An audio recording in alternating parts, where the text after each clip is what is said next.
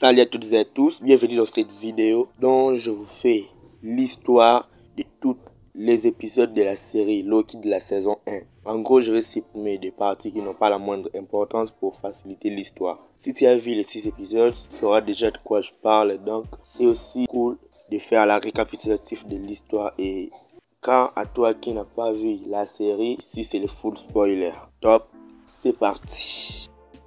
Après avoir réussi à s'échapper des mains des Avengers et du Shield grâce au Tesseract, Loki se retrouve en Mongolie, en plein désert de Gobi. Mais sa liberté n'est que de courte durée, car des agents temporels de la TVA, Times Variance Authority, viennent l'arrêter et l'amènent dans des étranges bureaux. L'idée de la malice considérée comme un variant, c'est une sorte d'anomalie temporelle et alors jugée et condamnée à être effacée. Mais un agent de la TVA baptisé Mobius intervient et tente de trouver un arrangement avec Loki. Un mystérieux individu voyage dans le temps et assassine tous les agents de la TVA qui lui barrent la route. Ensuite, un interrogatoire auquel Mobius tente de comprendre les motivations qui ont animé Loki tout au long de sa vie. Mais profitant d'une brève interruption, Loki parvient à s'échapper et essaye de récupérer son Tesseract. Il y parvient et découvre également une flopée de pierres d'infinité perdues au fond d'un tiroir. Loki s'aperçoit en réalité que les pouvoirs du Tesseract et des pierres d'infinité ont été annihilés et qu'ils ne peuvent pas s'échapper du bureau de la TVA. Il découvre également son futur ainsi que sa mort aux mains de Thanos et son implication dans la mort de sa mère adoptive, Frigga. Faisant acte de repentir, Loki se laisse finalement convaincre par Mobius. Loki va devoir l'aider à trouver les meurtrières des agents de la TVA qui seraient en réalité un variant alternatif de Loki. Loki travaille maintenant main dans la main avec la TVA, bien surveillée par Mobius. De nouveaux agents ont été tués, cette fois-ci dans une foire médiévale qui se tient dans les années 1985. Nos héros se rendent sur place, mais Mobius et les agents se méfient de Loki à raison que celle-ci peut les tromper de le faire rater la cible.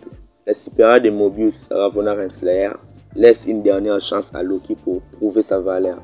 Pour ce faire, il doit trouver un moyen de localiser les criminels en fuite et éplucher les souvenirs du TVA. Au bout de longues recherches, il émet une hypothèse.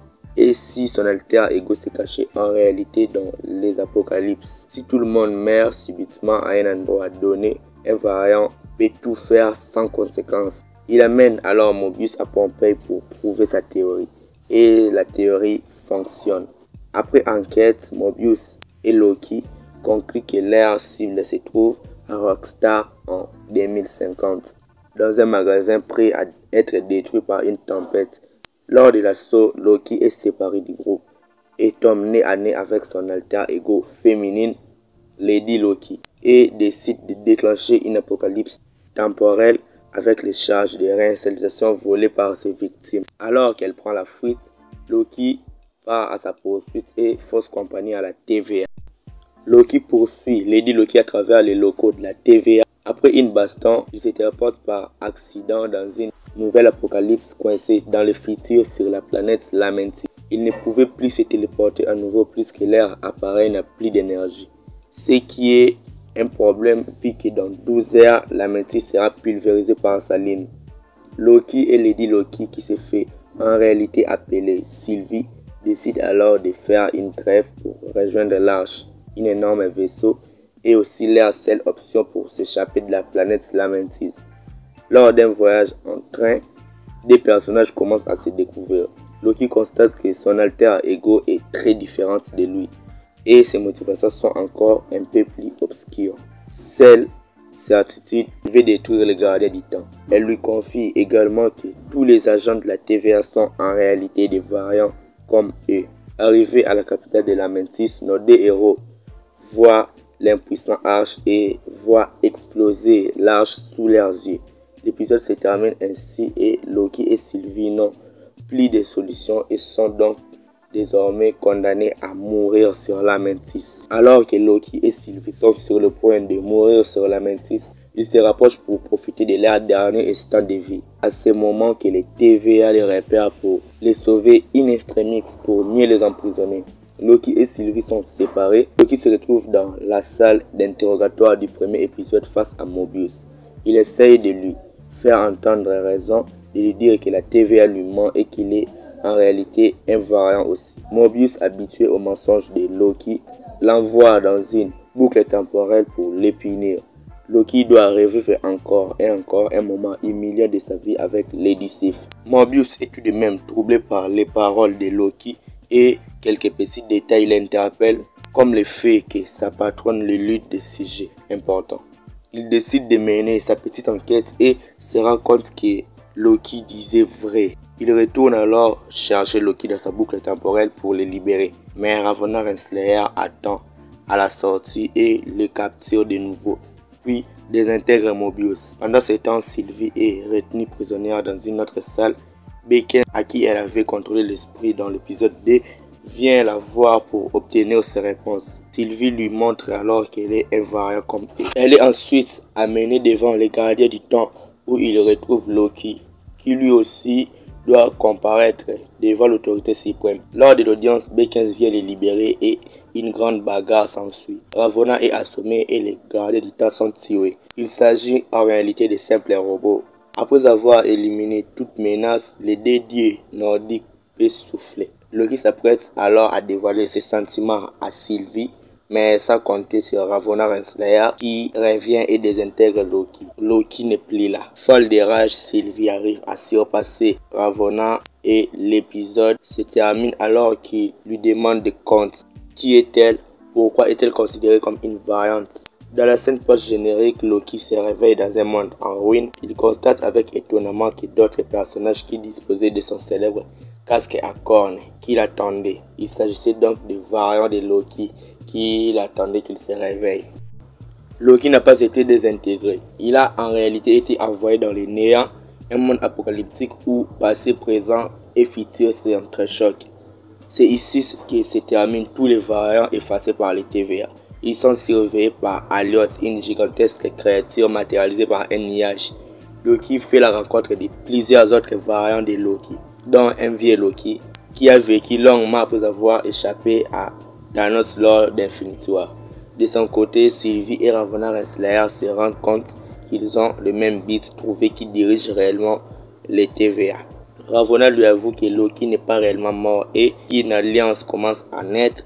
Des gardes débarquent pour les arrêter. Sylvie prend alors la décision de se réinitialiser elle-même. Elle arrive dans le néant et tombe nez à nez avec Alioth. Elle lui échappe peu de grâce à l'intervention de Mobius, lui aussi condamné à mourir dans ce monde. Loki tombe par hasard sur eux et la fine équipe établit un plan. Si Alioth les garde, c'est forcément qu'il est au service du créateur de la TVA. Avant la bataille, Mobius repart dans le bureau de l'organisation grâce à un pad temporel volé à Ravonna et compte détruire le TVA à l'intérieur. De l'autre côté, Loki se rapproche encore un peu plus de Sylvie. Les deux dieux attaquent Sylvie, aidés par le vieux Loki. Combinant ses pouvoirs avec Loki, Sylvie arrive à ensorceler la créature et à le maîtriser. Elle ouvre alors un portail vers un monde mystérieux, la cachette du créateur de la TVA. L'épisode se termine alors qu'il y pénètre. Loki et Sylvie arrivent au château du créateur de la TVA. Il est situé au centre du flux temporel au milieu de tout. En progressant dans le couloir, les deux amants finissent par tomber sur le cerveau de tout, celui qui demeure. Il ne s'agit que d'un homme de chair et du sang, mais il a un avantage sur eux. Il ne peut pas être tiré puisqu'il peut voir les moindres de leurs gestes. Ces mystérieux personnages les invitent dans son bureau et ensuite un long dialogue commence où ils expliquent tout. L'homme est en réalité un scientifique du 31e siècle. Après découvert le principe des multivers, il a collaboré avec ses doubles pour faire progresser la science. Toutefois, certains de ses alter ego étaient mauvais et ont justement déclenché une guerre entre les mondes. Il a alors décidé de créer la TVA, une instance qui permet d'éviter l'apparition des chronologies alternatives et d'isoler certains univers des autres. Il précise que c'est lui qui a pavé le chemin de Loki et de Sylvie vers lui. Il arrive à la fin de sa propre chronologie et leur laisse le choix. Soit il les remplace, soit il les tue et provoque l'apocalypse. Sylvie l'attaque donc aveuglé par la vengeance, mais Loki n'est pas de cet avis. Après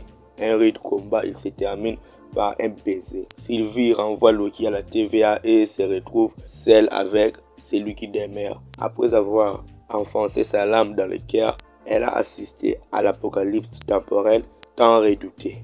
À la TVA, Mobius revient bien décidé à détruire l'organisation de l'intérieur. Après avoir affronté Ravonna, cette dernière s'échappe pour mettre en place son projet, trouver le créateur de la TVA.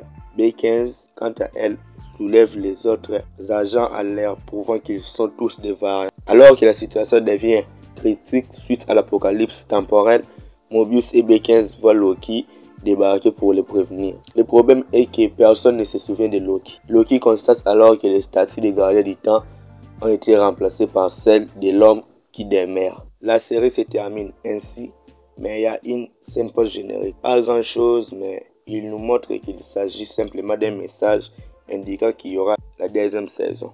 Les fans de Marvel auront bien évidemment reconnu quand les concurrents, du moins ce qui est suggéré. Eh bien, je suis arrivé à la fin de cette vidéo. Je vous ai rencontré tous les faits importants qui se sont déroulés sur la série Loki. Si ça t'a plu, n'oublie pas de t'abonner et de liker la vidéo pour découvrir les autres bonnes vidéos que je te ferai. Quant à moi, je vous dis à la prochaine pour une nouvelle vidéo. Ciao!